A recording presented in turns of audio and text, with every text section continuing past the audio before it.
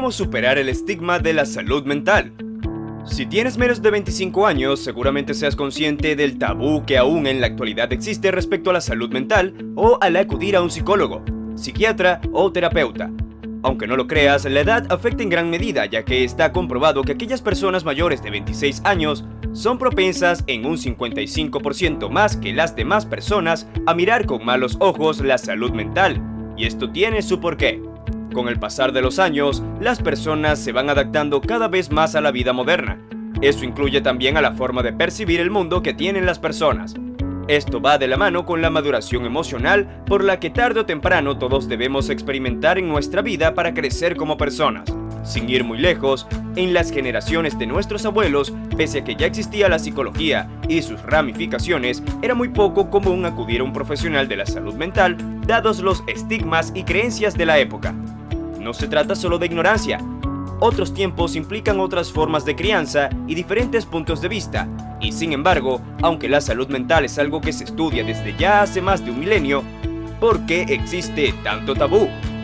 Como todo, varía en la zona y en la familia respectiva a quien se le pregunte, pero si tomamos en cuenta estadísticas generales, el continente con más tabú hacia esta ciencia es Latinoamérica, seguido del continente africano por razones evidentes. Si nos tomamos la molestia de generalizar los países de Latinoamérica, notaremos un factor común, y es el mencionado previamente. Las generaciones de nuestros abuelos y la de nuestros padres ven esta ciencia como una pérdida de tiempo o solo necesaria para aquellos quienes denominan locos, a la mínima que se presente algún síntoma de anormalidad en ellos. Padecer enfermedades mentales sigue considerándose por buena parte de la sociedad un asunto algo vergonzoso. Nada que ver con lo que sucede ante cualquier otro tipo de padecimiento. Por eso, muchos de quienes la sufren lo ocultan, incluso ante sí mismos, negando la realidad de la enfermedad mental. Es lo que llamamos tabú. Quienes lo ven desde fuera no reaccionan mejor. La primera respuesta suele ser de rechazo, sobre todo porque los enfermos mentales son percibidos como demasiado diferentes.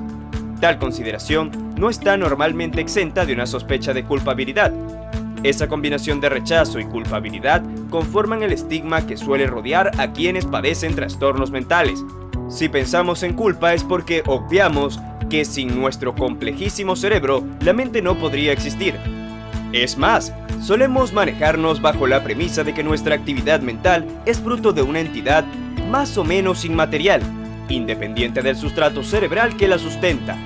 Algunos denominan alma a esta entidad, y es que en algunos casos le atribuimos cualidades incorpóreas, entre ellas la voluntad, la honestidad o la bondad, y sobre todo la capacidad de elegir entre opciones, todas teóricamente independientes del cerebro.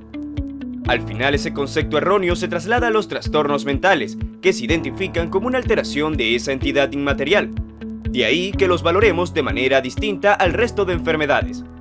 Entendidos los trastornos mentales como alteraciones de lo que nos hace humanos, quienes lo padecen se sienten desposeídos de una parte importante de su humanidad y se genera una conclusión equivocada, que el que sufre o distorsiona la realidad tiene una buena parte de culpa en ello. Visto así, se entienden el tabú y el estigma. La ciencia dice otra cosa muy distinta. El cerebro es el órgano fundamental para relacionarnos con nuestro entorno. En cuanto a la actividad mental, se trata de una representación del mundo en el que vivimos. Esa actividad surge de complejos patrones cerebrales constantemente cambiantes que nos permiten predecir los acontecimientos y adaptarnos lo mejor posible a ellos.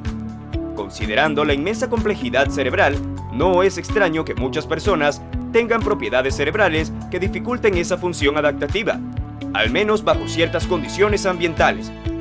Esta visión sobre las interacciones de las propiedades cerebrales individuales y el entorno en el que el sujeto vive podría ayudar definitivamente a acabar con el tabú y el estigma de los trastornos mentales cerebrales. Si asumimos que hay personas cuyas características genéticas les dificultan adaptarse a ciertas dietas, ¿por qué no va a existir una parte de la población cuyas características genéticas dificulten su funcionamiento adaptativo mental? En algunos casos, el sesgo hacia ciertas conductas, afectos o pensamientos alterados sería primariamente cerebral. Es decir, se produciría cuando las dinámicas neurológicas alteradas provocarán una mala adaptación a la mayoría de los entornos. Por ejemplo, las neuronas inhibitorias que utilizan el neurotransmisor GABA son clave para seleccionar los grupos sinápticos cuya actividad sincrónica representa la realidad en nuestro cerebro. Un leve desequilibrio de ese tipo de actividad puede dar lugar por sí mismo a grandes problemas en la representación y el procesado de la realidad en que vivimos. Un ejemplo de la relevancia de este desequilibrio es la esquizofrenia. Muchas personas que padecen este trastorno muestran un déficit relativo en la transmisión mediada por GABA, que puede interferir en la construcción adecuada de las representaciones de la realidad. Ahora la pregunta del siglo: ¿cómo podemos eliminar este estigma creado por la misma sociedad? Si bien existen múltiples teorías al respecto, todo apunta a que con el tiempo este tabú se vaya eliminando solo, gracias a la adaptabilidad y constante cambio al que está sometido el ser humano.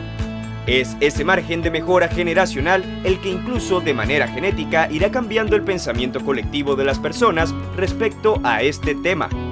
Por otra parte, las enfermedades mentales con frecuencia son vistas bajo una luz negativa. Muchos individuos que sufren una enfermedad mental evitan hablar de ella con sus familiares y amigos, ya que temen ser juzgados o subvalorados. Al hablar sobre la salud mental, usted está ayudando a crear conciencia y aumentar la confianza de aquellos que están padeciéndola. Además, podría estar salvando una vida. Hablar abiertamente acerca de las enfermedades mentales no solo es una manera de crear conciencia, sino que usted también puede informarse y conocer los hechos. Una de las mejores maneras de eliminar el estigma de la enfermedad mental es entendiendo lo que es y lo que no es. Al comprender las enfermedades mentales, se hace más fácil aprender a ayudar a aquellos que las sufren, y también le da la oportunidad de abrir un diálogo y defender su punto de vista con alguien que esté expresando una actitud u opinión negativa. Diríjase con dignidad y respeto cuando hable acerca de enfermedades mentales. Elija cuidadosamente sus palabras.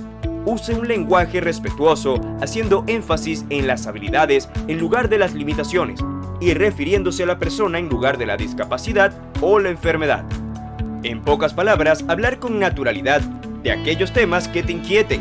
Y más importante, saber con quién buscar apoyo si posees algún trastorno mental.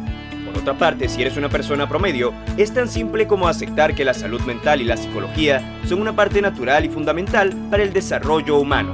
Por lo tanto, no tiene por qué avergonzarte querer sentirte bien. Recuerda que cada persona es un mundo en su propia cabeza. Los valores inculcados influyen en una buena parte de tus creencias a futuro, pero aún así, siempre es tiempo para mejorar si lo necesitas y entender que no todo estigma es bueno. Debes saber valorarte por sobre muchas cosas. Si el video de hoy te ha gustado, no te olvides de darle like, comentar y suscribirte si así lo deseas para no perderte futuros videos de Doctor Mental, donde aprenderás todo sobre la salud mental.